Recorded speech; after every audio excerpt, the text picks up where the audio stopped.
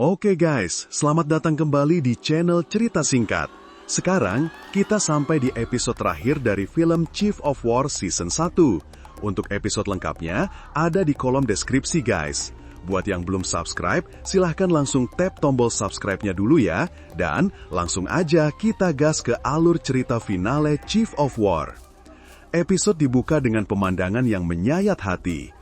Para penduduk desa yang selamat dari pembantaian sedang merawat yang terluka dan mengumpulkan jasad orang-orang yang mereka cintai. Suasananya penuh duka dan amarah. Ini adalah dampak langsung dari kegagalan diplomasi Kamehameha. Di Dewan Kerajaan, perdebatan langsung meledak. Kaayana dengan amarah yang meluap, menyalahkan para kepala suku.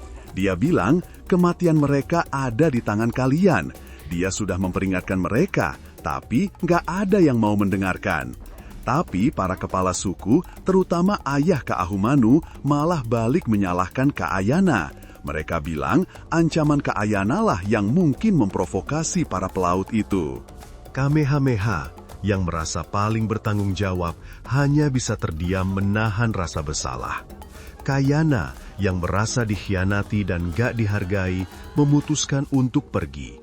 Dia bilang dia gak akan lagi mengikuti seorang pemimpin yang akan membahayakan rakyatnya.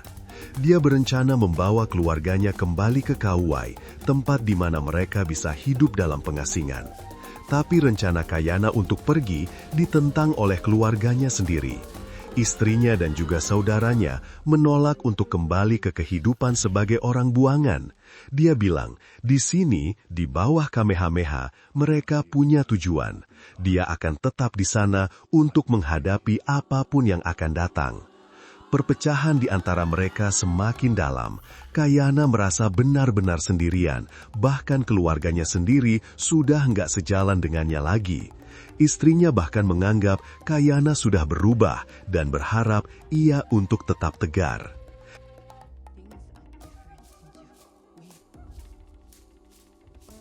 Kita pindah sebentar ke Maui, di mana situasinya juga makin panas. Kupule yang didesak oleh penasihatnya akhirnya setuju untuk melakukan kudeta melawan ayahnya yang sudah gila, Raja Kahekili.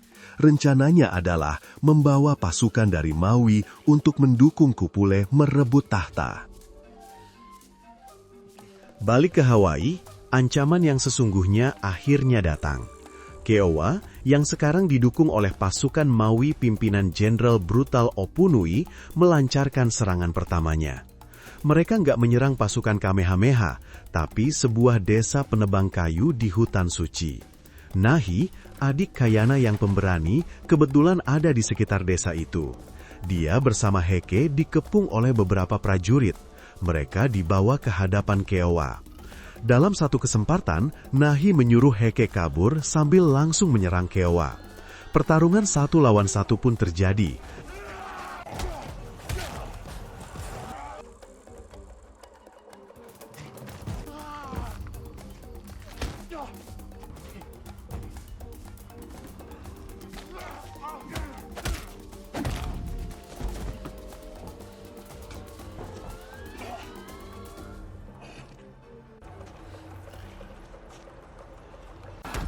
Tapi Kiowa ternyata memang raja yang tangguh. Nahi dikalahkan dengan mudah dan tewas secara brutal di tangannya.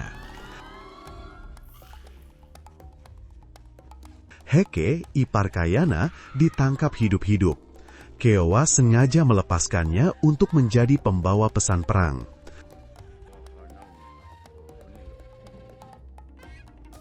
Heke berhasil kembali dan membawa kabar duka itu. Kaayana hancur berkeping-keping. Dia berlari ke hutan dan menemukan jasad adiknya.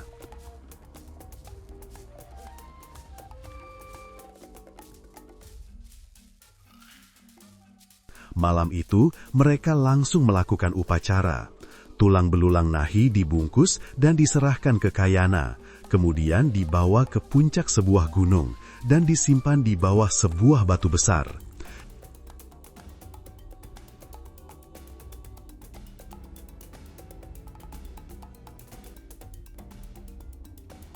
Di sanalah Kaayana mengucapkan sumpahnya. Dia bersumpah akan merobek-robek manusia dan dewa untuk membalaskan kematian adiknya. Ini adalah titik balik bagi Kayana. Kesedihannya berubah menjadi amarah yang membara. Dia nggak lagi peduli soal ramalan atau politik. Yang dia inginkan sekarang hanyalah balas dendam.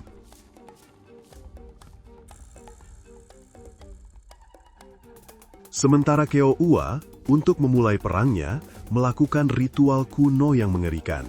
Dia mengorbankan salah satu tawanan perang ke gunung berapi sebagai persembahan untuk Dewi Pele.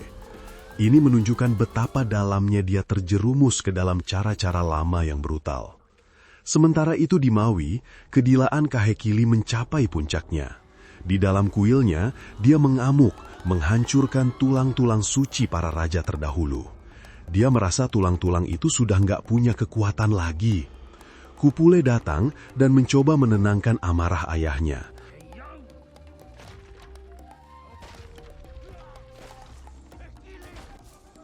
Kupule melihat ini adalah kesempatan untuk membunuh ayahnya.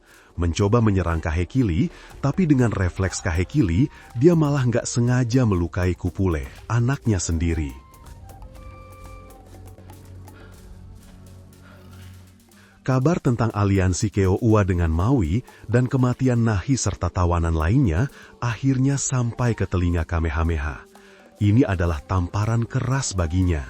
Dia sadar jalan damai sudah tertutup. Awalnya, dia masih menolak menggunakan senjata api Kayana. Dia bilang dia akan melawan dengan kekuatan dewa perang. Tapi Kaahumanu dan Kupu Ohi, dua wanita yang paling dekat dengannya, akhirnya turun tangan. Kaahumanu yang tidak didukung ayahnya gagal meyakinkan Kamehameha.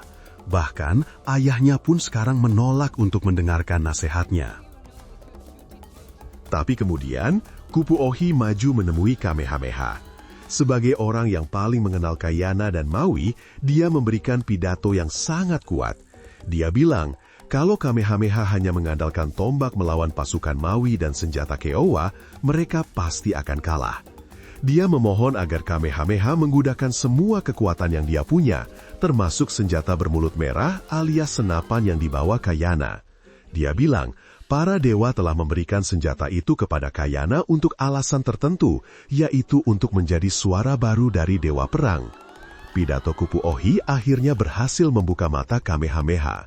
Malam harinya, Kayana yang sedang mempersiapkan misi balas dendam solonya datang menemui Kamehameha di pondoknya. Disinilah momen rekonsiliasi yang paling ditunggu-tunggu terjadi. Kamehameha meminta maaf atas kematian Nahi. Dia mengakui kesalahannya karena terlalu naif. Lalu, dia mengatakan sesuatu yang sangat penting. Dia bilang, mungkin selama ini dia nggak mendengar suara dewa perang karena dewa itu telah memilih untuk berbicara dengan suara baru, suara senjata api. Ini adalah momen di mana tradisi dan modernisasi akhirnya bersatu. Kamehameha nggak meninggalkan kepercayaannya, tapi mengadaptasikannya dengan realita baru. Dia menerima senjata api bukan sebagai senjata asing, tapi sebagai manifestasi baru dari kekuatan dewanya. Mereka pun memulai revolusi militer. Kayana dan Kamehameha melatih para prajurit Hawaii cara menggunakan senapan. Kita lihat adegan di mana Kamehameha yang biasanya berlatih dengan tombak, kini berlatih menembak. Mereka menggabungkan disiplin prajurit kuno dengan kekuatan mematikan dari teknologi modern. Sementara itu di Gurun Hitam, Keoua dan pasukannya sedang berlatih sambil menunggu. Tiba-tiba, gunung berapi Kilauea meletus. Hujan abu dan bebatuan vulkanik turun dari langit. Bagi Keoua, ini adalah pertanda yang jelas. Dewi Pele telah menjawab persembahannya. Dia yakin para dewa berada di pihaknya. Season pertama ini ditutup dengan ngegantung sempurna, meninggalkan kita semua yang gak sabar untuk melihat pertempuran yang akan menentukan nasib seluruh kerajaan Hawaii. Oke guys, segitu dulu untuk recap finale Chief of War Season 1. Gimana menurut kalian season ini?